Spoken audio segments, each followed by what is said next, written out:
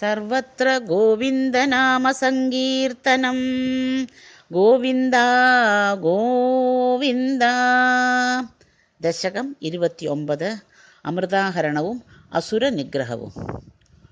ഉദ്ഗശ്ചതസ്തവ കരാത് അമൃതം ഹരസ്തു ദൈത്യേഷു താൻ അശരണാൻ അനുനീയ ദേവാൻ സദ്യ സ്ഥിരോദതിദേവ ഭവത് പ്രഭാവാത് ഉദ്യസ്വയൂധകലഹ ദിതിജാ ബഭൂവുഃ ശ്യാമാരുചാഭി വയസാഭി തനും തദാനീം പ്രാപ്തോസി തുംഗകുചമണ്ഡലഭംഗുരാം ത്വം പീയൂഷകുംഭകലഹം പരിമുച്യ സർവേ തൃഷ്ണാകുലാഃ പ്രതിയയുഃ ത്വദുരോജകുംഭേ കാ ത്വം മൃഗാക്ഷി വിഭജസ്വ സുധാം ഇമാം ഇതി ആരൂഢ രാഗവിവശാൻ അഭിയാചതോ മൂൻ വിശ്വസ്സതേ മയി കഥം കുലടാസ്മി ദൈത്യാഃ ഇത്യാലപൻ അപി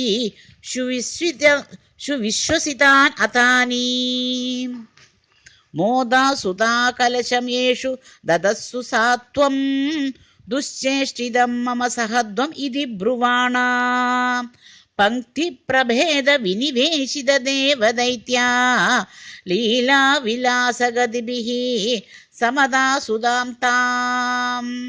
അസ്മാസ്വിയം പ്രണയിനീത്യസുരേഷു തേഷു ജോഷം സ്ഥിതേഷ്വത സമാപ്യ സുതാം സുരേഷു ത്വം ഭക്തലോകവശകോ നിജരൂപമേത്യ സ്വർഭാനും അർദ്ധപരിപീത സുതം വ്യലാവീഹി ത്വത്തസുദാഹരണയോഗ്യഫലം പരേഷു ദത്വാ ഗതേ ത്വയി സുരൈഃ ഖലു തേ വ്യഹൃണ്ണൻ ഘോരേദ മൂർച്ഛതിരണേ ബലിദൈത്യമായ വ്യാമോഹിതേ സുരഗണേ ത്വം ഇഹാവിരാസീഃ ത്വം കാലനേമിം അദ മാലിമുഖാൻ ജഗന്ധ ശക്രോ ജഗാന ബലിജംബവലാൻ സപാകാൻ ശുഷ്കാർദ്ര ദുഷ്കരവദേന മുചൗചലൂനേ ഫേനേന നാരദഗിരാരണോരണം തം യോഷാവബുർദനുജമോഹനം ആഹിതം തേ ശ്രുത്വാ വിലോകന കുതൂഹലവാൻ മഹേശഃ